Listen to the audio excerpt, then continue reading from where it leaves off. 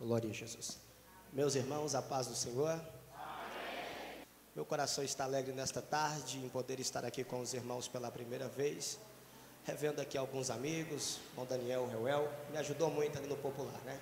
Deus abençoe irmão Marcel, irmão Rogério, Deus abençoe em nome de Jesus, pastor Gessé, que Deus venha abençoar de uma forma tremenda, irmão Enéas e alguns outros amigos e alguns rostos conhecidos que nós podemos enxergar aqui. Glória a Jesus. Quantos ainda suportam uma porção desta palavra aqui esta tarde? Antes de eu entrar no teor da palavra, daquilo que Deus colocara no meu coração para esta tarde, eu quero compartilhar algo com os irmãos que aconteceu comigo há alguns dias atrás, para que você possa entender o que Deus requer de nós aqui esta tarde. Eu estava há alguns dias atrás atendendo um pastor amigo num congresso em Palmas, e quando eu peguei o meu voo de Palmas voltando para Goiânia com uma conexão em Brasília, irmãos, o avião tremeu muito e eu pensei que, sinceramente, eu não ia chegar em casa. Comecei a olhar as fotos da minha esposa no telefone, um estado de pânico tomou conta dos passageiros e, sinceramente, eu pensei que aquele dia o avião ia cair. Quando o avião pousou em Brasília, eu desci no saguão do aeroporto, Deus falou ao meu coração. Quando eu sentei no banco, aguardando a minha conexão, Deus falou comigo: se hoje tivesse sido a última viagem que você tivesse feito para pregar a palavra e você soubesse disso, a sua mensagem teria sido aquela? Eu disse: não, Deus, eu teria me esforçado um pouco mais, eu teria pregado um pouco diferente. E Deus continua falando comigo: e se hoje este congresso que você foi pregar fosse o último culto que você participasse, o seu culto seria desse jeito? Eu disse: não, Deus, o meu culto seria um culto um pouco diferente do que aquele. Eu daria mais de mim, eu faria mais de mim, eu me entregaria mais ao Senhor. E naquele dia Deus falou comigo: então faça como se fosse a última vez. Sabe qual é o conselho que eu dou para a sua vida aqui esta tarde? Como se fosse o último culto que você celebrasse a Deus aqui. Como se fosse a última oportunidade que você tivesse de fisicamente estar na presença de Deus aqui esta tarde. Amém? Amém. Eu quero ler um texto com os irmãos, no Evangelho, segundo escreveu o evangelista Lucas, capítulo de número 5, e o versículo também de número 5. Glória a Deus. Bendito e exaltado é o nome do Senhor. Encontrou, diga amém. Amém. Diz assim o texto da palavra do Senhor: Simão Pedro respondeu e disse: Mestre, trabalhamos a noite inteira e não pegamos nada, mas porque és tu quem está dizendo isto, vou lançar as redes para pescar. Amém? Amém. Agora olhe para cá, fecha a tua Bíblia e abre o teu coração. O Evangelho de Lucas, para mim, é um evangelho que ocupa um espaço diferenciado dentro da Bíblia Sagrada. Não que ele seja mais importante, mas porque o Evangelho de Lucas, ele é um evangelho detalhista. Ele é um evangelho diferente do Evangelho de Mateus, porque quando nós olhamos para o Evangelho de Mateus, nós percebemos que o evangelista Mateus, ele se detém em genealogia, porque ele escreve aos judeus, e ele tenta mostrar, ele tenta provar aos judeus que Jesus é o Messias que eles aguardavam e que eles esperavam para a redenção de Israel. Por isso nós encontramos dentro do Evangelho de Mateus uma grande diversidade de nomes e de genealogias, porque ele tenta traçar a linhagem ou a linha genealógica de Cristo, vindo de Sete, passando por Abraão, sendo da raiz de Davi e chegando ao Messias que os israelitas esperavam como sendo ele a redenção de Israel. Logo, quando nós olhamos para o Evangelho de Marcos, nós percebemos que Marcos, ele traz uma visão imediatista do Evangelho. Ele traz uma visão automática e imediatista acerca dos feitos e do ministério de Jesus, Jesus, porque o evangelista Marcos, ele sofre uma influência de Pedro a escrever o seu evangelho, e ele não escreve aos judeus, ele escreve aos romanos, e os romanos não gostavam de uma leitura metódica, os romanos gostavam de uma leitura envolvente, algo que quando eles começassem a ler, eles se sentissem presos pela leitura e só estavam satisfeitos quando eles chegavam no epílogo da leitura que eles estivessem lendo. Por isso o evangelho de Marcos é compreendido apenas de 16 capítulos, e é um evangelho imediatista, e por mais de 42 vezes nós encontramos a expressão: e depois destas coisas Jesus subiu, e depois destas coisas Jesus desceu, e depois destas coisas Jesus entrou, e depois destas coisas Jesus saiu. Porque o evangelho de Marcos não mostra Jesus dormindo, o evangelho de Marcos não mostra Jesus descansando, o evangelho de Marcos não mostra Jesus em um momento de lazer, o evangelho de Marcos mostra Jesus em todo o tempo em constante atividade, mostra Jesus em todo o tempo trabalhando. Quando nós olhamos para o evangelho de João, a narrativa que João traz acerca do ministério e da obra de Jesus, ainda quando ele exercia o seu ministério terreno, nós percebemos que o evangelista João, ele traz uma visão espiritualista do nosso Cristo. Ele não mostra Jesus como homem, ele tenta mostrar em todo o tempo Jesus como Deus, e logo ele tenta mostrar a preexistência de Cristo, sendo ele existente desde o começo da eternidade, quando ele diz que no princípio era o verbo era Deus, o verbo estava com Deus, o verbo se fez carne e habitou entre nós. Mas quando nós olhamos para o evangelho de Lucas, nós percebemos que Lucas, ele não está contado entre os 12 apóstolos. Lucas, ele não estava presente nos milagres, na manifestação de Jesus no seu ministério terreno.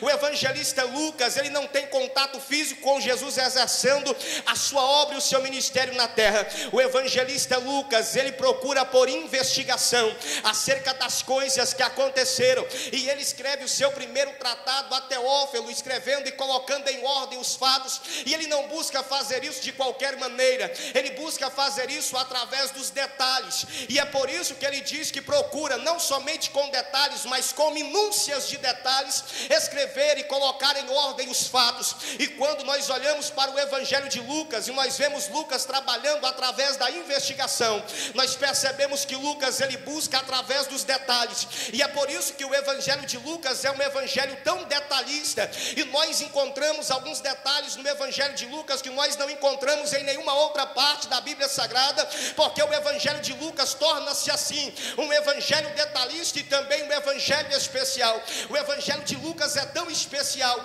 que só dentro do evangelho de Lucas nós encontramos cerca de 544 versículos que são exclusivos, que nós só encontramos dentro do evangelho de Lucas, fazendo assim o evangelho de Lucas mostrando Jesus em todo o tempo, em uma atividade nova, em algum detalhe novo. E com efeito, nesta tarde o Senhor Deus colocara ao meu coração esse texto do evangelho de Lucas, porque para alguns será somente uma tarde da vitória normal, mas para aqueles que ainda são espirituais e que ainda têm a sensibilidade de perceber o Espírito Santo de Deus trabalhando no nosso meio, compreenderá e saberá que essa tarde será uma tarde de detalhes para as nossas vidas, e será uma tarde de manifestação diferente para a glória de Deus.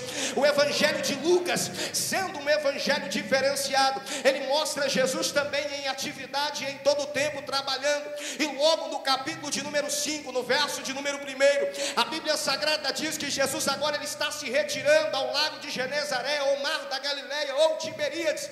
E quando Jesus está vindo ao mar da Galileia, ao lago de Tiberíades ou de Genezaré, nós vemos Jesus em todo o tempo rodeado de uma grande multidão. Eu percebo que nos nossos dias, para um ministério ter sucesso, ele precisa ter a aprovação humana. Cantor bom, irmão Daniel, é o cantor que consegue arrastar multidões para ouvir o seu louvor. Pregador bom é aquele pregador que consegue arrastar as grandes multidões para ouvir a sua palavra.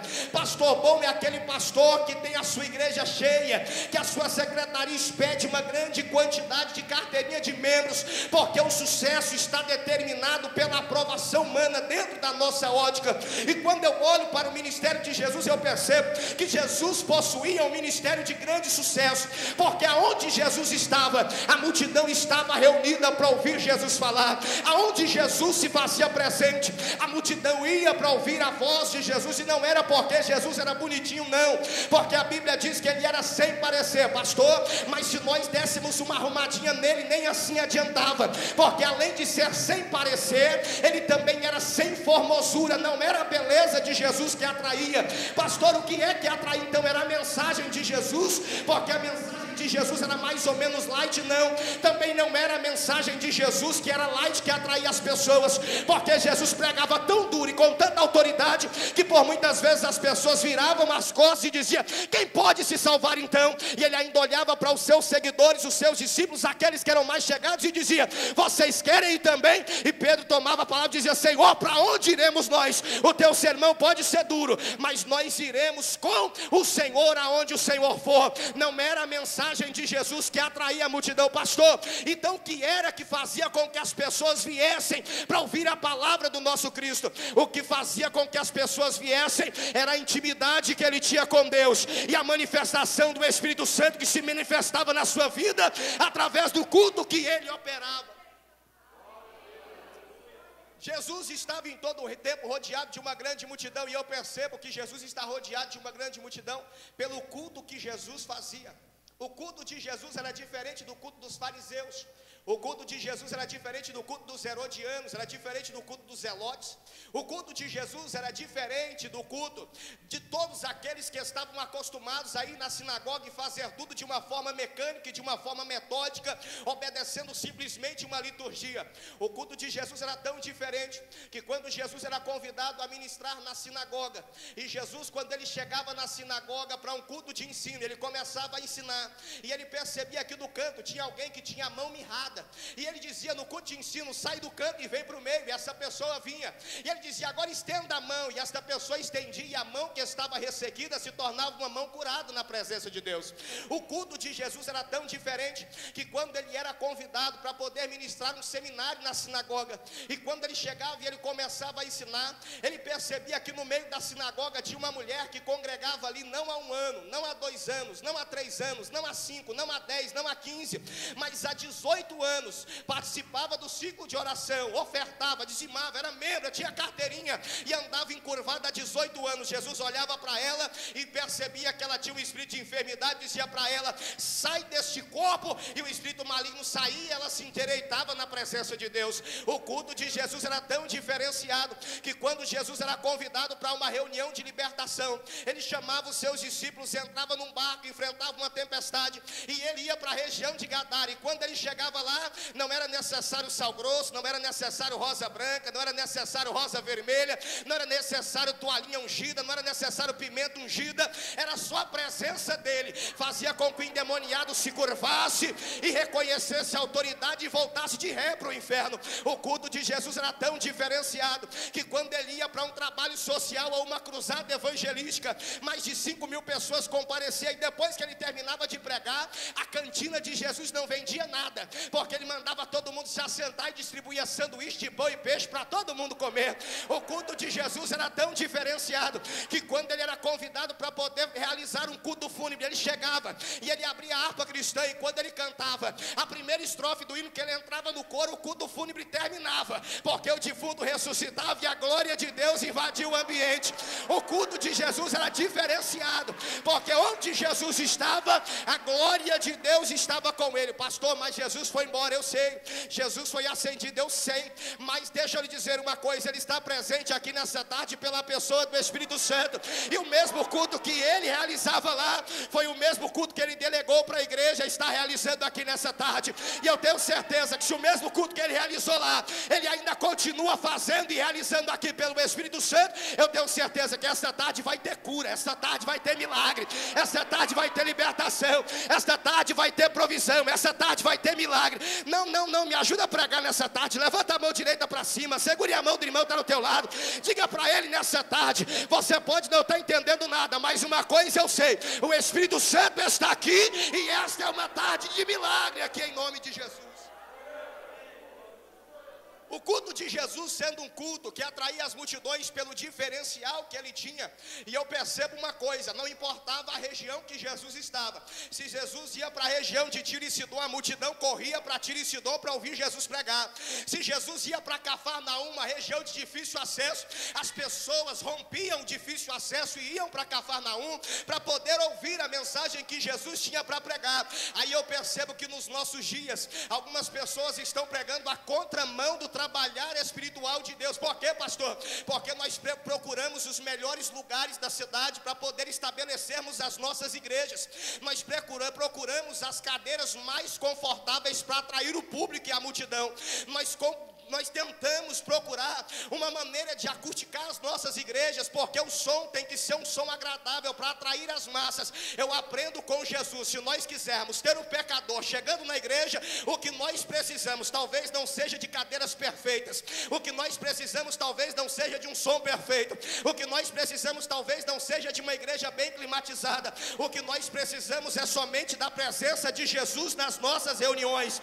Se nós tivermos a presença de Jesus nas nossas reuniões, nós teremos o pecador vindo para ouvir a mensagem que ele tem a nos ensinar e a nos falar. Pastor, mas nós precisamos agradar de fato, nós precisamos, não sou eu aqui bitolado e nem ignorante, nós precisamos agradar. Mas deixa eu lhe dizer uma coisa, o que impressiona o pecador quando ele entra em nossas reuniões não é a cadeira que ele senta. O que impressiona o pecador nas nossas reuniões quando ele vem não é sentir aqui o mesmo clima que ele sente quando ele entra no Banco do Brasil. O que impressiona o pecador quando ele entra nas nossas igrejas é quando ele vê alguém entrar aqui endemoniado e sair daqui liberto, entrar alguém aqui de cadeira de roda e sair daqui andando, entrar alguém aqui mudo e sair daqui falando, entrar alguém aqui problemático e sair daqui com seus problemas resolvidos. O que impressiona o pecador é alguém levantar falando em línguas estranhas e o outro levantar para interpretar. O que impressiona o pecador é alguém levantar para profetizar e essa profecia se cumprir no meio da igreja. O que impressiona o pecador é o Espírito Santo trabalhando no meio do seu povo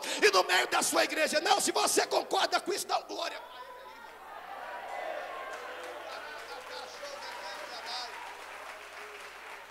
Jesus está rodeado de uma grande multidão, porque Jesus tinha um ministério de sucesso, e onde Jesus estava, a multidão ia para ouvir a sua palavra, a multidão ia para ouvir a sua doutrina. E logo no capítulo 5, Jesus está indo ao mar da Galileia, e Jesus agora mais uma vez está rodeado de uma grande multidão.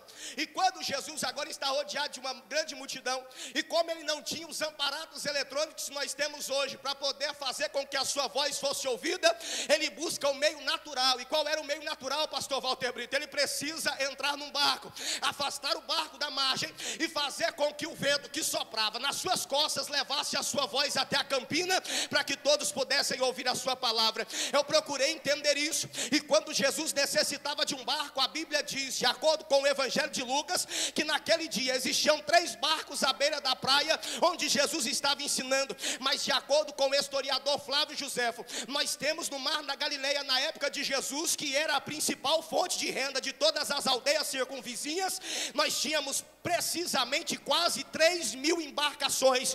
Mas no meio destas 3.000 embarcações, Jesus, quando ele precisa de um barco, ele vai para onde? Exatamente o barco de Pedro. Você talvez não entendeu essa tarde, mas eu quero que você entenda comigo e compreenda o que Deus está querendo falar ao nosso coração aqui. Quando o Senhor chega no mar da Galileia, existiam mais de 3.000 embarcações, mas ele vai exatamente à procura do barco de Pedro. O que Deus tem para a tua vida é para a tua vida, o que Deus tem para a tua casa é para a tua casa, o que Deus tem para o teu ministério é para o teu ministério, o que Deus tem para a tua família é para a tua família.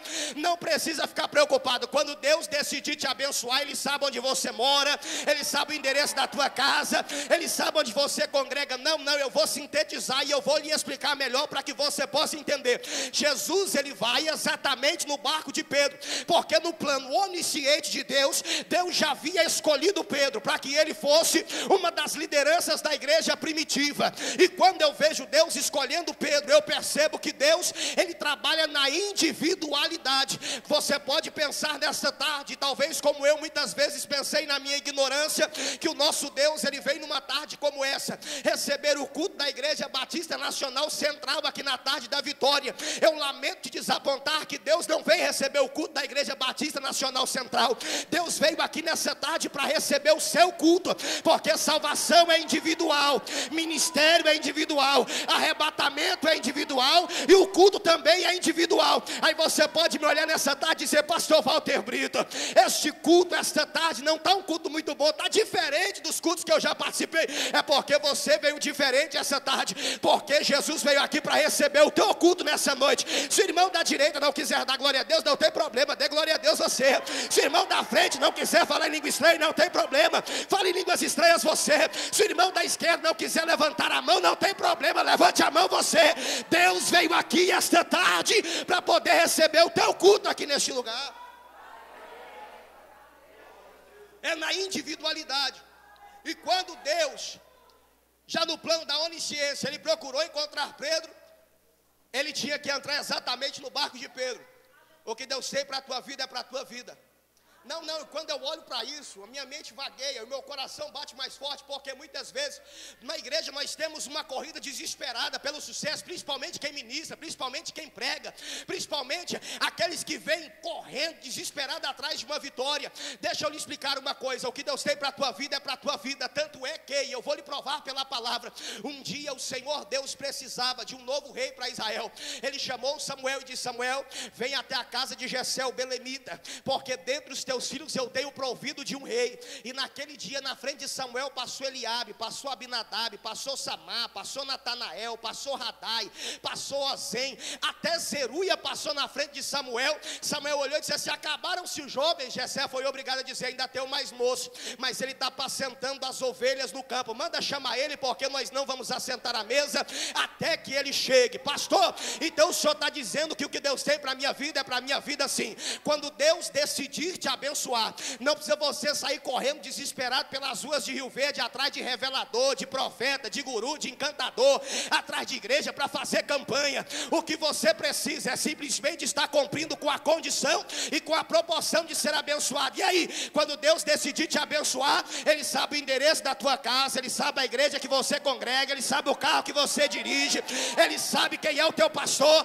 Ele sabe onde você mora, Ele sabe o número do seu CPF, o número do seu RG, Ele sabe onde você trabalha. E quando Ele decidir te abençoar, a bênção vai bater na porta da tua casa e vai pedir licença para entrar para te abençoar. Aleluia. Existiam mais de 3.000 embarcações, mas a Bíblia diz que Jesus ele entra exatamente no barco de Pedro. O que Deus tem para a tua vida é para a tua vida. O chamado que Deus tem para você é para você. O marido que Deus tem para você é seu. A macumbeira não leva. Aquele endemoniado do trabalho dele não leva. Pode acender vela, maior é a luz que está conosco. Não, pode matar bode, nós temos o cordeiro. Pastor, mas ele ruge como leão. Nós temos o leão da tribo de Judá, irmão. Deus tem para a tua vida, é para a tua vida. Jesus agora está rodeado de uma grande multidão e ele entra no barco de Pedro. Eu vou terminar, outro dia eu prego mais, senão eles não me trazem aqui mais se eu falar muito. Eu quero voltar. Ele entra, irmão Daniel. Eu vou voltar no culto do gueto ainda. Jesus ele entra no barco de Pedro. E quando ele entra no barco de Pedro, a Bíblia diz que ele afasta o barco de Pedro da margem, ou Pedro afasta o barco dele da margem. Aqui eu percebo pelo menos duas coisas. Eu vejo que Jesus entrou no barco de Pedro. Primeiro, porque na onisciência Deus já havia escolhido Pedro para ser um dos líderes da igreja primitiva. Mas eu vejo além disso. Eu vejo que além disso Jesus viu em Pedro, no barco de Pedro, a disposição. E viu na vida de Pedro a disponibilidade em ajudar. Isso aqui é sério que eu vou falar. E eu sei que muitos não vão compreender. Mas aqueles que são espirituais e aqueles que gostam de trabalhar na obra de Deus vão entender o que eu vou dizer aqui essa tarde.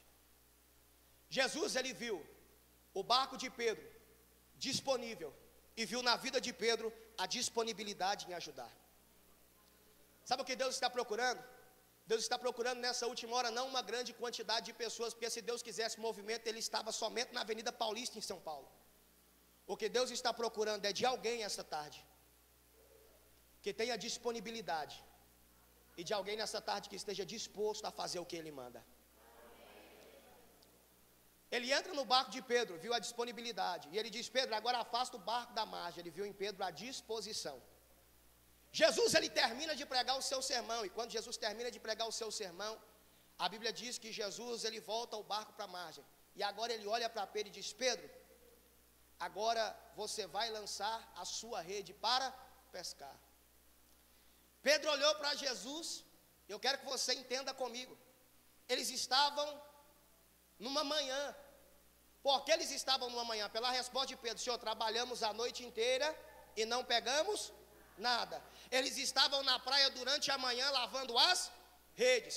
Pescaram a noite inteira, não pegaram nada. De manhã estão lavando as redes. Sabe por que eles estavam pescando à noite? Porque no Mar da Galileia não se pesca de dia. No Mar da Galileia só se pesca à noite, por um fator natural. Os peixes durante o dia, eles fogem para as regiões abissais para fugir dos predadores. Durante a noite, quando a água fica turva, eles sobem para poder buscar oxigenação, e é aí que se pratica a pesca no Mar da Galileia. Por isso os pescadores pescavam à noite. Pedro era um pescador experiente. Pedro não era o pescador de final de semana, igual nós que vamos ao Pesca e Paga comer filezinho de tilápia com Coca-Cola. Pedro vivia da pesca, Pedro dependia disso. E Pedro, ele pesca a noite inteira, pescador experiente, pescava desde a meninice, desde a sua infância, conhecia as águas, conhecia o barco, conhecia as redes, sabia as artimanhas da pesca do Mar da Galileia. E quando ele pesca a noite inteira e não pega nada, Jesus olha para ele e contradiz: Pedro, agora lança a rede para pescar. Pedro olhou para Jesus e disse assim: ó, a sua notícia corre. Eu li no jornal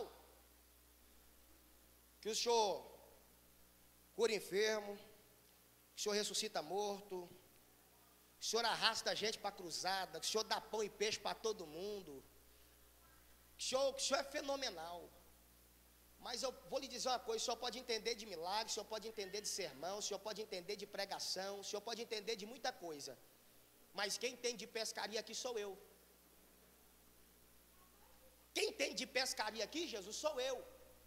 E eu vou lhe dizer uma coisa: eu pesquei a noite inteira, porque aqui só se pesca de noite. Aí Jesus olha para ele: o que você pegou, Pedro? Senhor, eu entendo de pescaria, mas essa noite nós trabalhamos a noite inteira. E o que você pegou, Pedro?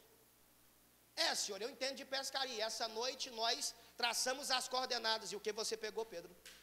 Senhor, eu entendo de pescaria. Essa noite nós içamos as velas. E o que você pegou, Pedro? Senhor, eu entendo de pescaria. E essa noite nós travamos o leme. E o que você pegou, Pedro? Senhor, essa noite nós trabalhamos a noite inteira. O que você pegou, Pedro? Senhor, nós passamos a rede. O que você pegou, Pedro? Senhor, nós jogamos tarrafa. O que você pegou, Pedro? Senhor, eu joguei o mulinete. O que você pegou, Pedro? Senhor, nós travamos o leme, nós jogamos até linhada. E o que você pegou, Pedro? Senhor, nós trabalhamos muito. E o que você pegou, Pedro? Senhor, nós não pegamos nada.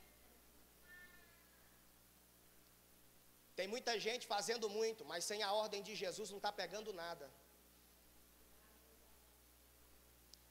Tem muita gente trabalhando demais, mas não foi Jesus que o mandou. Por isso está trabalhando muito e não está pegando nada. Senhor, nós trabalhamos a noite inteira. E o que você pegou, Pedro? Senhor, não peguei nada. Diante de Jesus, Pedro tem que confessar o fracasso dele.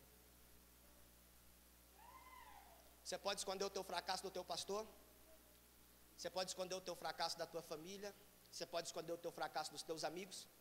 Mas diante de Jesus, você tem que confessar o teu fracasso. Senhor, trabalhamos a noite inteira. E o que você pegou, Pedro? Senhor, não peguei nada. Não, eu vou além. Imagina Pedro, irmão. Pedro era casado, morava em Cafarnaum. Um dia Jesus se hospedou na casa de Pedro. Pastor, e o que tem Pedro ser casado? Não tem nada, porque com certeza a esposa de Pedro amava ele. Quem ama compreende. Agora o problema é que um dia Jesus esteve em Cafarnaum e na casa de Pedro, Jesus curou a sogra de Pedro. A indicativa do texto é que a sogra de Pedro morava com Pedro. Imagina a prova. Se a sogra de Pedro não fosse muito convertida, imagina Pedro lavando a rede e pensando: como é que vai ser quando eu chegar lá em casa? A sogra fica esperando na porta, com o prato na mão. E Pedro já estava analisando a circunstância. Como é que vai ser quando eu chegar lá? Quando Pedro chegava, a sogra dizia: e aí, meu genro, pegou o que essa noite? Aí Pedro: dá licença que eu quero dormir. Você pegou tanto que não deu nem para você trazer. Quem está vindo atrás trazendo, Pedro, os peixes que você pegou? Aí Pedro, dá licença que eu estou cansado, pesquei a noite inteira. Mais uma vez, né, Pedro? Não pescou nada, né? Mais uma vez, né, Pedrão? Eu falei para minha filha, podia ter orado mais, podia ter jejuado mais. Eu falei para ela, vai estudar, minha filha. Falei para ela, ouve o conselho do pastor. Falei para minha filha, não casa com esse pescador, não tem faculdade, porque Pedro não tinha instrução superior. Eu falei para ela, vai estudar, minha filha. Mas ela resolveu casar com um pescador, e além de ser pescador, um pescador que não pega nada. Imagina Pedro, a tortura mental que Pedro estava sentindo, lavando a rede, pensando como é que seria quando ele chegasse em casa. Mas o que Pedro não sabia é que naquele dia alguém tinha colocado o pé no barco dele para mudar a história da vida dele. Não, eu estou pregando aqui nesta tarde para pessoas que, quem sabe, estão pensando o que vai ser da sua vida a partir de hoje, o que vai ser da tua casa a partir de hoje, o que vai ser do teu casamento a partir de hoje, o que vai ser da tua família a partir de hoje. E eu aprendo uma coisa, em João 4:24, a Bíblia diz que Deus é espírito. Se Deus é espírito, Deus é um ser atemporal, ou seja, Ele não está limitado por um espaço de tempo. É por isso que Pedro diz que um dia para Deus é como 1000 anos, e 1000 anos para Deus é como um dia. É porque Deus não sofre variação de tempo e nem de espaço. Para Deus, 1000 anos foi como ontem. E quando eu digo que Deus é um ser atemporal, eu estou dizendo que Ele é o mesmo ontem, que Ele é o mesmo hoje, que Ele vai continuar sendo o mesmo eternamente. E se Jesus, Ele é o mesmo ontem, Ele é o mesmo hoje, Ele vai continuar sendo o mesmo eternamente, eu quero liberar uma palavra profética sobre a tua vida nesta tarde. Eu sei que alguns não vão receber, mas aqueles que são espirituais e que ainda recebem uma palavra como essa vão receber. Eu não sei como foi que você entrou aqui esta tarde. Eu não sei se você entrou aqui se sentindo um fracassado, trabalhando e não fazendo nada, trabalhando e não tendo resultado. Talvez, quem sabe, alguém tenha debochado da tua vida, dizendo que você não tem a qualificação necessária, que você não tem a condição e nem a aprovação. Mas uma coisa eu tenho para lhe dizer esta tarde, em nome de Jesus: o mesmo Cristo que colocou o pé no barco de Pedro, Ele está colocando o pé na tua vida esta tarde, e Ele vai entrar com a providência que você precisa, em nome de Jesus.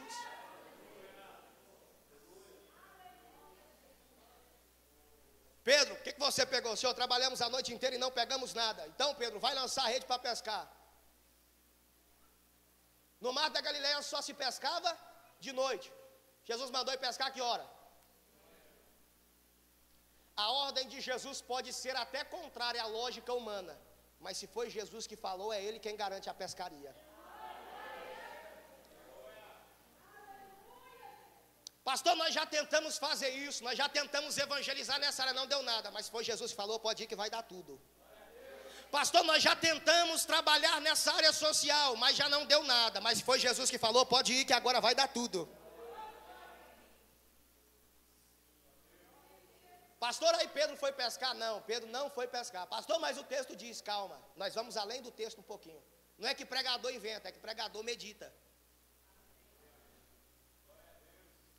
Pedro foi pescar? Não, Pedro não foi pescar. Por quê? Por que Pedro não foi pescar? Porque Pedro era sócio de uma empresa de pesca, sim ou não? Pedro era sócio de Zebedeu. Como Zebedeu não está inserido na história, quem que estava com Pedro? Os filhos, Tiago e João. Quando o pai não está, quem manda são os? Se Pedro olhasse para Tiago e João e dissesse assim: agora nós vamos lançar a rede para pescar, e Tiago e João olhassem para ele: Pedro, tu está ficando maluco, eu quero ir para casa, pesquei a noite inteira, quero abraçar meus filhos, beijar minha esposa, eu quero ir para casa descansar. Agora durante o dia, contrariando toda a lógica, você está mandando a gente pescar. E se Tiago e João dissessem nós não vamos, não tinha pescaria. Por que teve pescaria? Porque eles concordaram em ir pescar. Sabe por que teve milagre? Porque eles concordaram com a pescaria. Se Tiago e João dissessem nós não concordamos, nós não vamos, Pedro nunca poderia ir sozinho, e aí não havia pescaria. Sabe por que teve pescaria e sabe por que teve milagre? Porque teve concordância. Não, eu vou lhe dar uma palavra que talvez não era que você queria receber aqui esta tarde, mas o pacote é completo.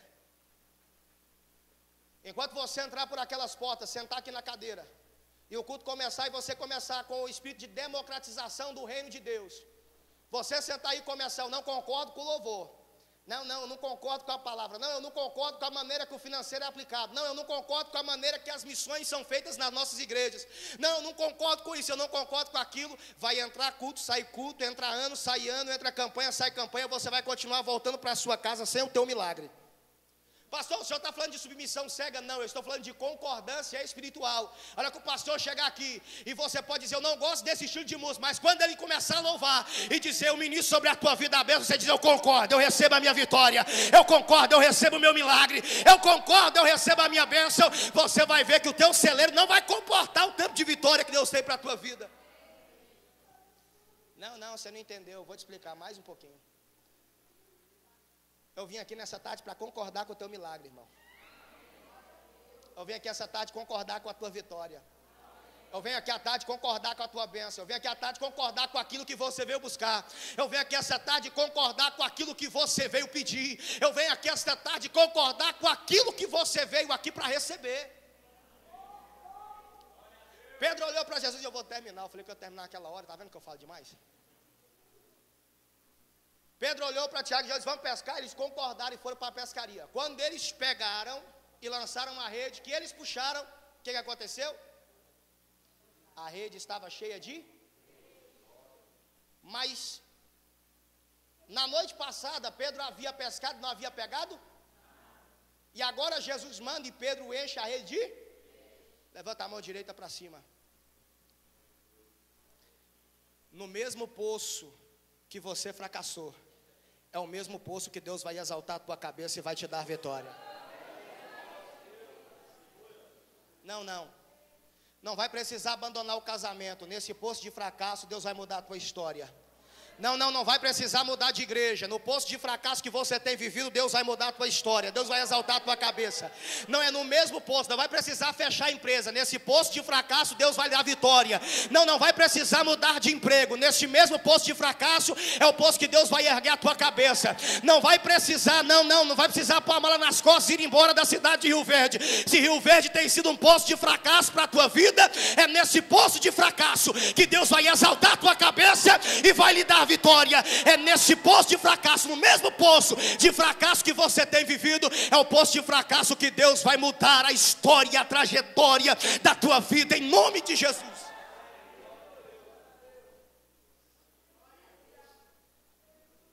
Eu estou com tanta liberdade aqui, eu estou sentindo Deus pertinho de mim aqui, eu estou sentindo na minha igreja aqui, Daniel. Estou me sentindo na minha igreja aqui.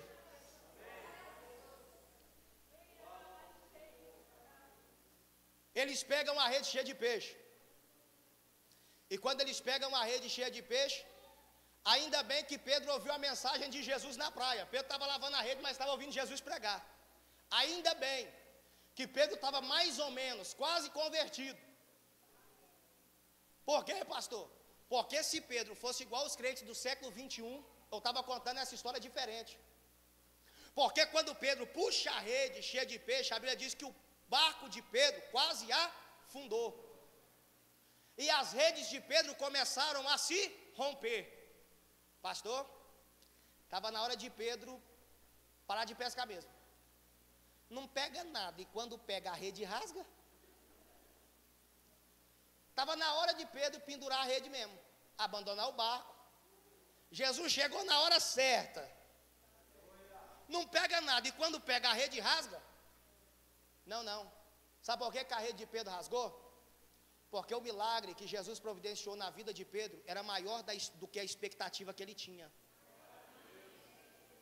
Não, levanta a mão direita para cima. Darabiacaçou dekevianai. Beflas negebiasuyandará baixou dekevianai. Você veio aqui com uma expectativa esta tarde, mas Deus vai surpreender você, que o milagre que você veio buscar, Deus vai lhe dar e vai ser acima da sua expectativa. Não, você não entendeu ainda, eu vou sintetizar para você entender. Você veio aqui nessa tarde dizendo: Deus salva o meu marido. Além de Deus salvar ele, vai ser além da sua expectativa, vai fazer dele um obreiro na casa de Deus. Você veio aqui com a expectativa dizendo: Deus salva o meu filho, vai ser além do que você imagina. Além de Jesus salvar o teu filho, vai fazer dele um pregador da palavra, vai fazer dele um missionário. Você veio aqui essa tarde dizendo: Deus salva a minha filha, vai ser além da tua expectativa. Além de Jesus salvar, vai fazer dela uma levita, vai fazer dela uma missionária. Você veio aqui nessa tarde dizendo: Deus abre a porta financeira para mim, vai ser além da tua expectativa. Deus vai lhe dar a tua empresa, Deus vai mudar a tua vida, vai mudar a tua história, Deus vai mudar o teu cativeiro esta tarde.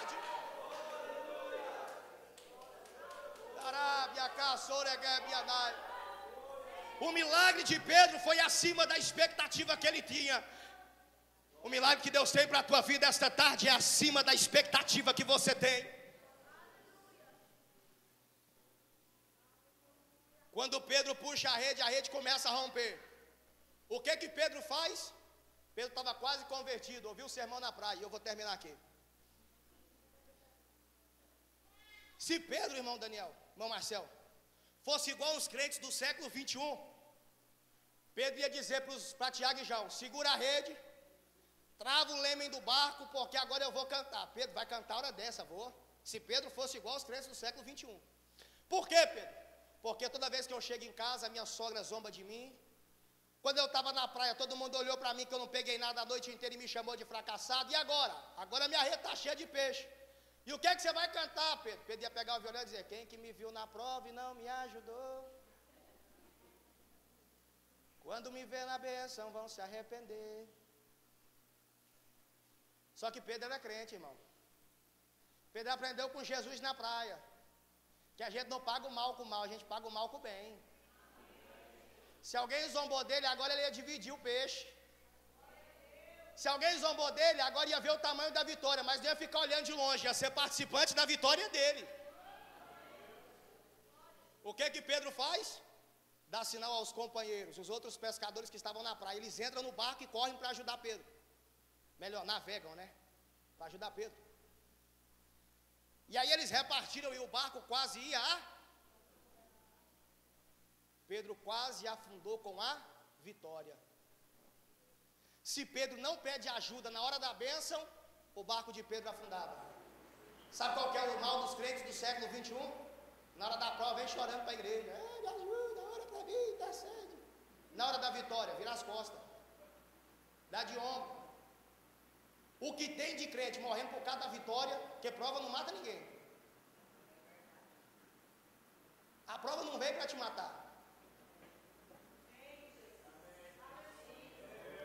Tem mais crente morrendo na hora da vitória do que na hora da prova. Era ele, uma mulher e 5 filhos. Vinha para a igreja na bicicletinha barra circular. Era a mulher na garupa, com um no colo, 2 no cano e um no guidão. E vinha pedalando, dando glória a Deus e aleluia. Bíblia Thompson desse tamanho. Aí Deus começou a abençoar. Comprou um carro financiado, 60 pagamentos. Aí veio com a tua vitória: Deus me abençoou, paga não para tu ver. E agora? Quando tinha bicicletinha barra circular, vinha no culto todo dia. Da vitória estava lá. Culto de ensino eu estava, escola dominical estava lá também. CTBAN era fiel, matrícula estava lá, fazia o curso. E agora? Agora eu comprei o carro. Domingo de manhã, irmão, você não veio na igreja, estava lavando o carro.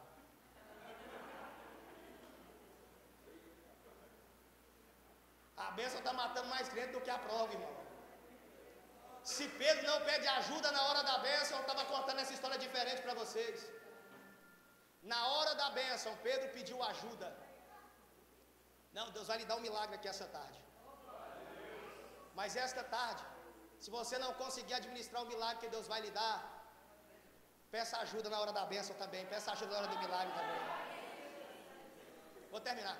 Pedro chega na praia. Quando Pedro chega na praia, Pedro desce do barco. E Pedro já não quer nem saber mais do peixe. Porque assim, quem tem encontro real com Jesus, não quer nem saber de bênção, quer saber do dono da bênção. Quando Pedro, ele reconhece quem é que falou com ele, e ele visualiza o milagre na vida dele, já não quer nem saber mais da bênção, ele quer saber da fonte da bênção. Pedro corre até Jesus, e quando Pedro corre até Jesus, Pedro se prostra. Aí Jesus olha para Pedro e diz: o que foi, Pedro? Senhor, afasta-te de mim, porque eu sou um homem pecador.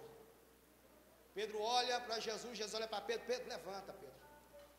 Você está quase pronto. Senhor, quase pronto para quê? Você só vai estar pronto depois do dia de Pentecostes, quando você converter de verdade. Mas você está quase pronto, Pedro. Quase, Senhor, quase. Pronto para quê? Porque você tem duas qualidades. Primeiro, contrariando a lógica humana, você reconheceu a autoridade de quem lhe mandava pescar. E agora, Senhor, depois da pesca, você reconheceu a sua pequenez diante de quem lhe mandava. Você reconheceu, Pedro, que você não é nada. Senhor, o que é que isso implica? Não. Quando eu reconheço e quando eu vejo alguém que reconhece quem é que lhe manda e reconhece a sua condição, eu não consigo, é automático, já gera um chamado no meu coração. Que chamado é esse, Jeová? Senhor, eu vou lhe fazer um chamado, Pedro. Que chamado, Senhor? O chamado, Pedro, para a obra missionária. Que chamado é esse, Pedro? Você reconheceu a minha autoridade, reconheceu a sua condição. Reconhecendo a minha autoridade, reconhecendo a sua condição, vinde após mim, porque a partir de hoje eu vou lhe fazer pescador de homens, Pedro.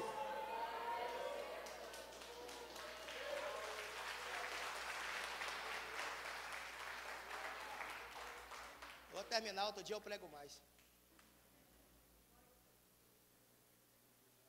Tudo o que você precisa está disponível para a tua vida aqui esta tarde. Tudo. Paulo escreve aos Efésios no capítulo 1 e versículo 3 dizendo: bendito é, já começa bem dizendo, o Deus e Pai de nosso Senhor Jesus Cristo, o qual nos abençoou com toda sorte de bênçãos espirituais nas regiões celestiais em Cristo. Sabe o que Paulo está dizendo? Que todas as bênçãos que eu preciso para viver uma vida abençoada na terra, Deus já providenciou para mim. Tudo o que você precisa, Deus já providenciou para você essa tarde. Pastor, mas como é que eu faço para tomar posse disso? O segredo é simples. Paulo diz que Deus nos abençoou com toda a sorte de bênção. Bênção financeira, tem para você aqui hoje. Bênção espiritual, tem para você aqui hoje. Bênção conjugal, tem para você aqui hoje. Bênção matrimonial, tem para você aqui hoje. Bênção familiar, tem para você aqui hoje. Dons espirituais, tem para você aqui hoje. Tudo que você precisa, Deus já providenciou para você aqui. Pastor, mas está numa região celestial, de fato está. Pastor, e como que eu faço para trazer da região celestial para a esfera física e tomar posse? Através da tua fé. Deus já gerou o teu milagre, mas através da tua fé essa tarde você alcança o teu milagre e traz para a tua vida esta tarde em nome de Jesus. Você pode ficar de pé comigo?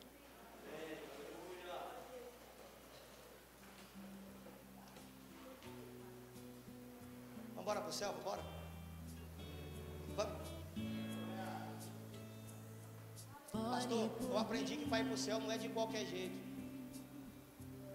E eu aprendi que culto sem convite é uma mera reunião eclesiástica. E eu quero saber nessa tarde, cadê você que está cansado de ser fracassado e quer entregar a sua vida para Jesus, para mudar de vida a partir de hoje? Onde está a primeira pessoa que quer entregar a sua vida para Jesus? Cadê você?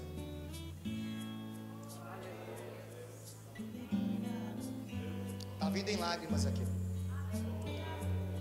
Não.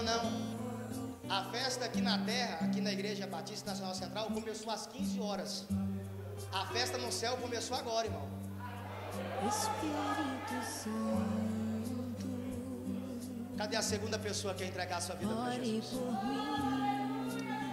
Cadê você? Está aceitando a Jesus também? Duas almas. Cadê a terceira pessoa para Jesus? Vou fazer duas orações. A primeira é essa. Você pode orar comigo? Estenda a mão para cá, eu tenho duas almas para Jesus. Querido Deus e eterno Pai, na Tua presença, Jesus, eu apresento estas duas almas, Senhor. São duas vidas, meu Deus, que reconhecem a Tua soberania, reconhecem, meu Deus, o Seu senhorio, meu Pai. E eu peço ao Senhor, perdoa os pecados agora, Senhor. Meu Deus, escreva o nome deles no livro da vida, Pai. Eles estão cansados, meu Deus, de uma vida de fracasso, uma vida de derrota, uma vida de desilusão. Senhor, meu Deus, eu coloco eles agora na Tua presença, Pai. Guia os pés deles pelas veredas da justiça, Senhor. Guia eles, meu Deus, por amor do Teu nome. Leva eles, Senhor, meu Deus, até o céu, Pai. Meu Deus, que eles não venham desviar nem para a direita nem para a esquerda, mas que estejam em todo o tempo firmes e constantes na Tua presença. Que sejam, Pai, em todo o tempo abençoados, agraciados. Senhor, meu Deus, eu entrego nas Tuas mãos, abençoados, curados, libertos, agraciados pelo Teu poder, em nome do Pai, do Filho e do Espírito Santo, em nome de Jesus. Você pode aplaudir Jesus nessa hora? Quero orar com você. Feche teus olhos e curva a tua cabeça. Esta tarde é uma tarde que Deus marcou na tua vida. É a primeira das 5 semanas que você vai estar aqui. E essa primeira terça-feira vai embalar a tua vida espiritual para que você possa concluir esse propósito de 5 dias. Eu não sei qual é o fracasso que você tem vivido. Eu não sei qual é a luta que você tem passado. Mas esta tarde, Deus vai visitar a tua casa, vai visitar a tua família, vai visitar o teu trabalho, vai visitar o teu emprego, em nome de Jesus. Feche os teus olhos e curva a tua cabeça. Você pode adorar Jesus comigo nessa hora? O que é que você veio buscar aqui esta tarde? Qual o milagre que você precisa aqui esta tarde?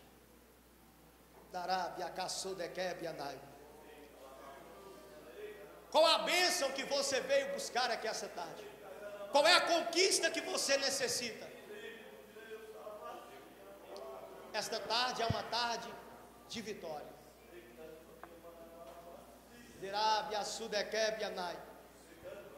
Eu não sei como está a tua casa, Deus sabe, está visitando lá agora. Eu não sei como está o teu trabalho, mas o Senhor sabe, Ele está visitando o teu trabalho agora. Eu não sei como está a sua vida profissional, mas o Senhor sabe, Ele está visitando a tua vida profissional esta tarde. Eu não sei como está na tua faculdade, mas o Senhor sabe, Ele está visitando a tua faculdade esta tarde. Eu não sei como está a tua vida sentimental, mas Deus está visitando o teu casamento esta tarde. Deus está visitando a tua vida familiar esta tarde. Esta tarde é uma tarde de vitória, é uma tarde de bênção. E nós não precisamos nada mais e nada menos aqui esta tarde do que a presença de Jesus. E a presença dele já está aqui conosco esta tarde.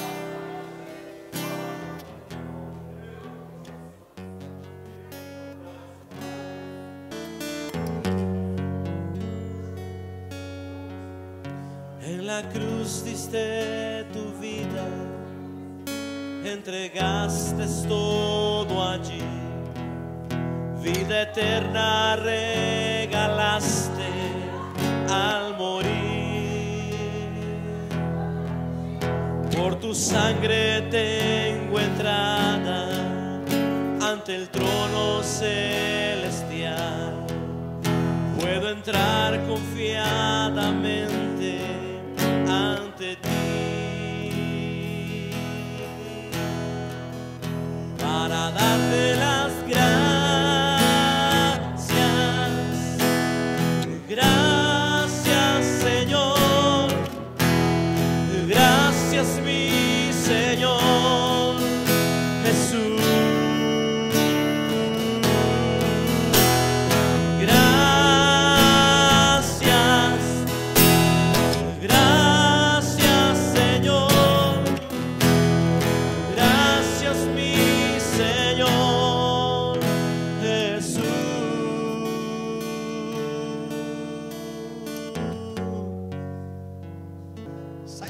Essa tarde. Sai do natural essa tarde. Renda a Ele o que Ele merece, que é todo louvor, toda glória, toda honra. Porque enquanto você adora, Ele manifesta através do seu Espírito Santo. Enquanto você adora, Ele envia de lá para cá bênçãos. Enquanto você adora, Ele envia de lá para cá vitórias. Enquanto você adora, Ele visita a tua casa, trazendo transformação. Enquanto você adora, Ele visita a tua família, trazendo vitória, trazendo milagre, trazendo libertação. de todo meu coração. Enquanto você adora, Ele cura a sua alma aqui. Enquanto você adora, a enfermidade saindo embora. Enquanto você adora, a angústia está saindo. Enquanto você adora, Ele está manifestando libertação. Enquanto você adora, Ele está manifestando a tua graça. Oh, santo tu és santo.